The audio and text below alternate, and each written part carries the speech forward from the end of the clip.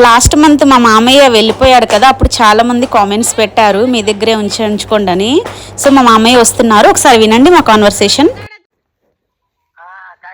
तू कन्नाची बच आहे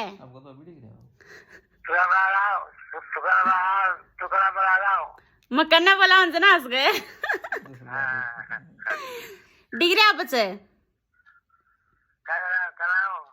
ఇదే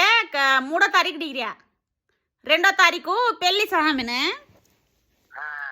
2వ తారీఖు हम बाहेर छरार पेल्ली छे हम पेनलिन जान डिग्री आमाचा तू 3వ తారీఖు डिग्री